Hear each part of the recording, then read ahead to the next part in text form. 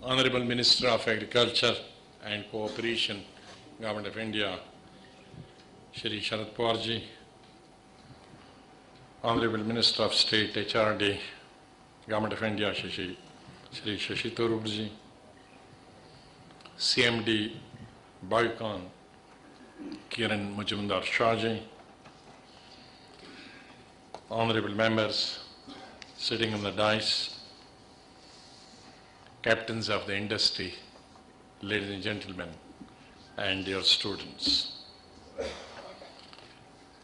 Well, at the outset, I would like to extend a very warm welcome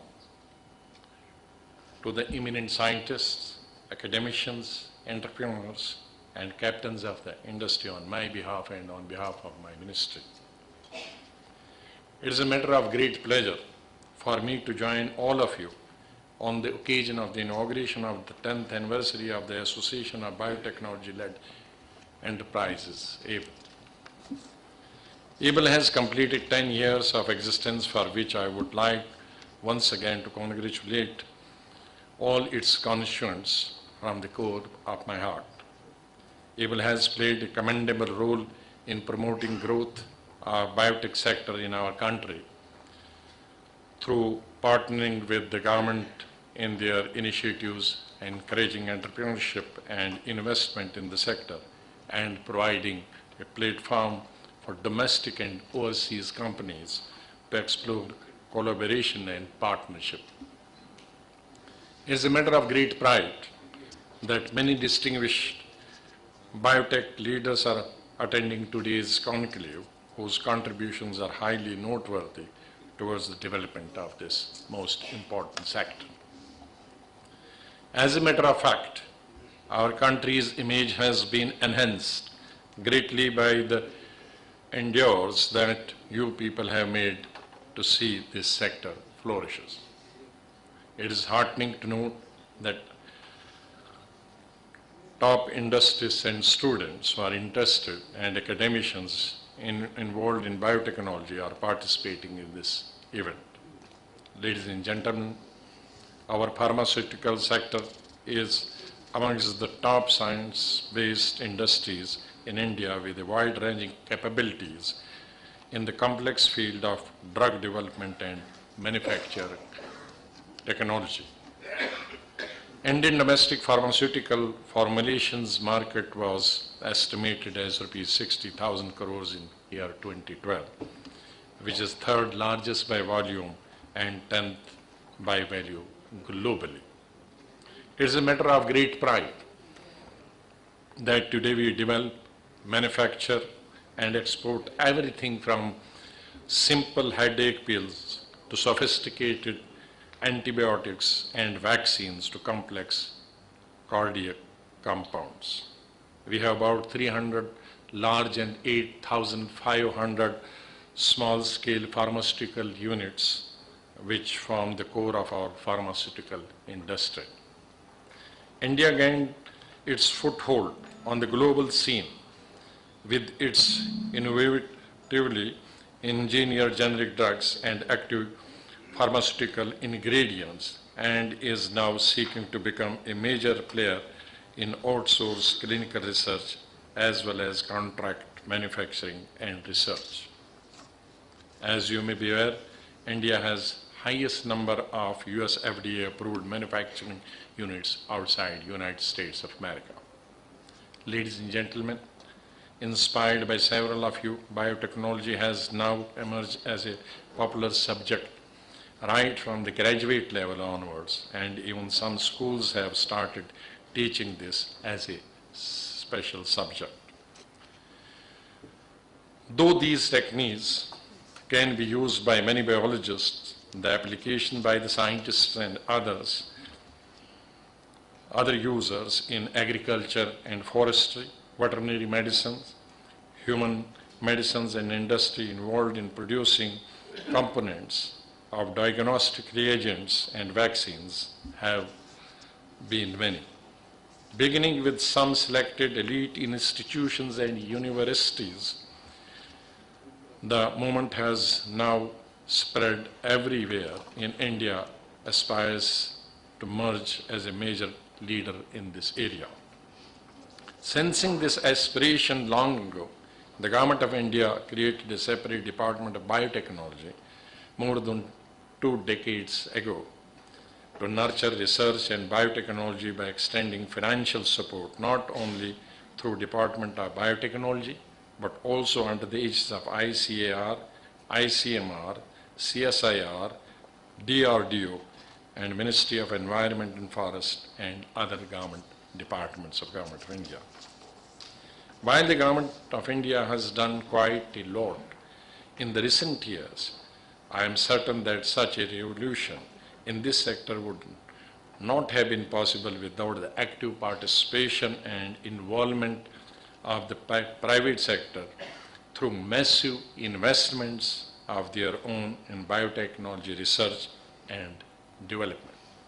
Ladies and gentlemen, the convergence of the field of biotechnology and pharmaceuticals into the new area of biopharmaceuticals is indeed welcome development industry over the past decade. In fact, I keep on stating both domestically as well as internationally with pride that India has emerged as undisputed leader in the generic biopharmaceutical space. India has a huge and rapidly increasing NCD, non-communicable diseases burden, consisting primarily of the 4 major diseases: cancer, CVDs, that's cardiovascular diseases, diabetes, and stroke, which is a huge public concern for our country. In this regard, biopharmaceuticals are set to play an increasingly important role, primarily in the field of oncology, autoimmune diseases, diabetes, blood cancer, hepatitis B and C, and enzyme replacement. These biosimilar projects are follow-on versions of the earlier biologics used in the treatment of life-threatening and chronic diseases. I am glad to note that the contributions made by Indian biopharmaceutical industry are radically distinct and exceptional insofar as these innovations are concerned. Ladies and gentlemen, today Indian biotech industry comprises of 362 companies approximately. We export vaccines to as many as 150 countries globally, and every second child in the world is receiving measles vaccine produced in India. Nearly of 40 to 60% of the global supplies of DPT group of vaccines and BCG vaccines is sourced by World Health Organization and UN agencies from India. Further, the Indian company is also supplying meningitis vaccine at 50 cents a dose to Central African countries through WHO, which has been appreciated by the Director General of World Health Organization at various global fora. Thus, Indian biotech industry is contributing significantly not only to protect and promote public health in India, but also in other countries of the world. India and China are known as the diabetes capital of the world. Driven by the pioneering innovative efforts, India is now gradually coming to be known as also the insulin capital of the world.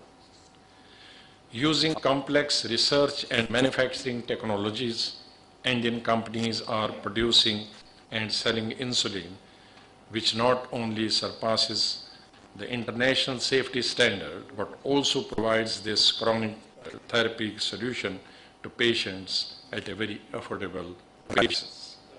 Ladies and gentlemen, regulations and therapeutic and similar biologics is a challenging area because of issues of characterization of these complex molecules and their comparable quality, safety, and efficacy to the innovator drug.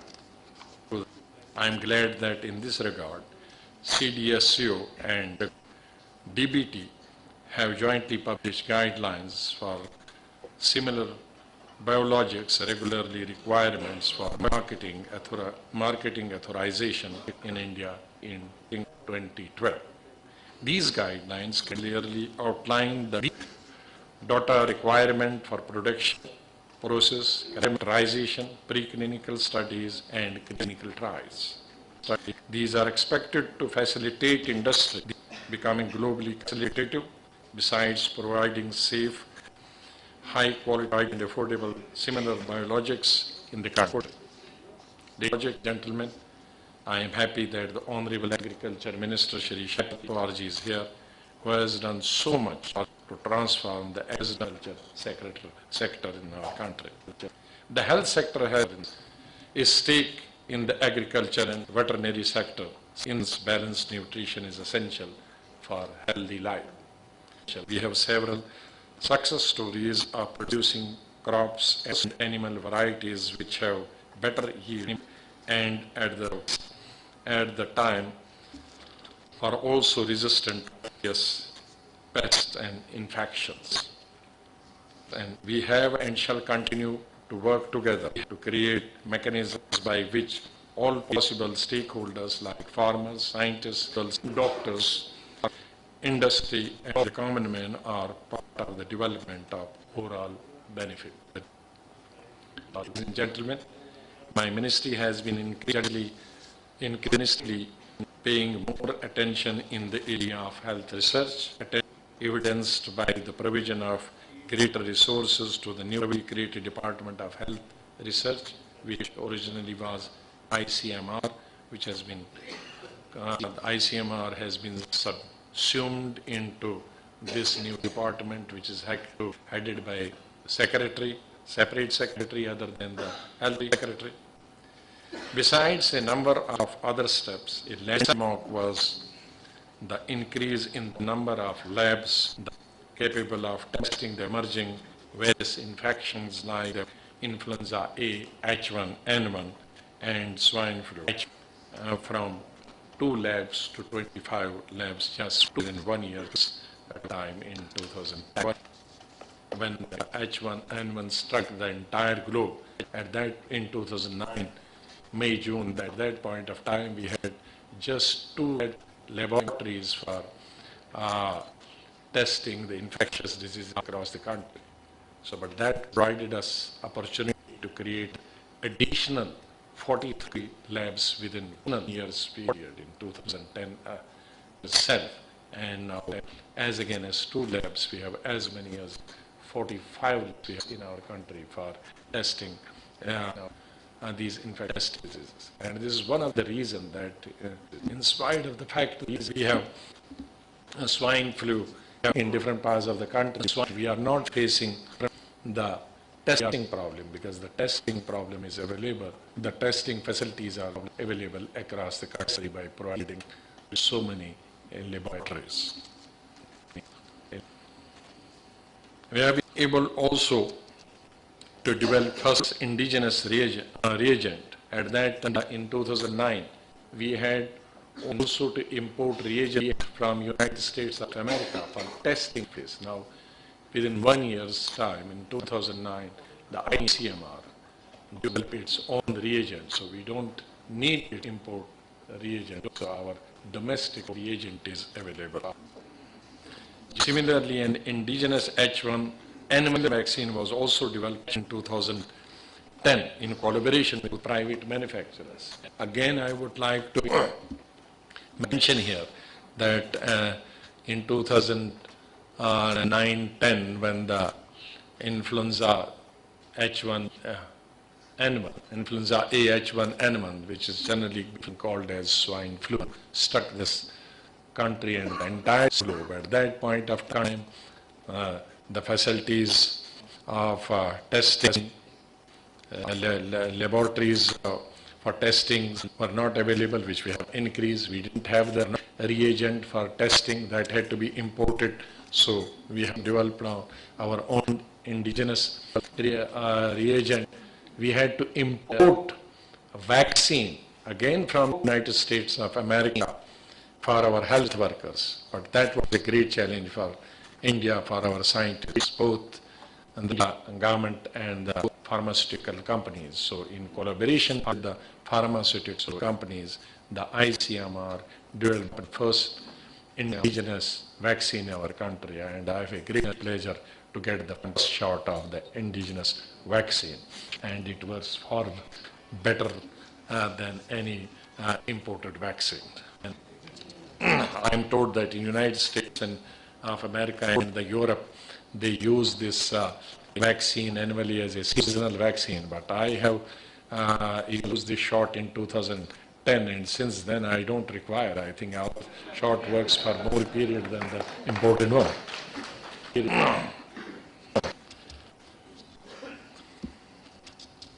And I would also say that this domestic manufacturing of H1N1 vaccine led to the increased accessibility and affordability. Ladies and gentlemen, while concluding, I would like to emphasize that India exports pharmaceutical and biopharmaceutical products to almost the entire globe, which signifies the importance of Indian pharmaceutical industry to global markets. The true success of Indian biotech and biopharmaceutical industry is in continued development and manufacturing of high-end products, which has maximum reach to the patients across socio-economic spectrum. It's a privilege to be part of this occasion, where I'm sure will be an important milestone in showcasing our achievements and also in creating partnership among different stakeholders from India as well as abroad. I appreciate and thank the entire ABLE team for working towards the growth and development of the sector. I especially thank the founder and role model, and who is also the executive council member of the ABLE, Mrs. Kiran Majumdar Shah, a lady who is a living legend and has given her unwavering support and encouragement to the Indian pharmaceutical and biopharmaceutical industry on multiple fronts over the past many years. With organizations like ABLE and active public-private partnership, I am confident that Indian pharma industry will touch bigger heights in the near future with bigger, better and more innovative therapy options for patients in India and the world.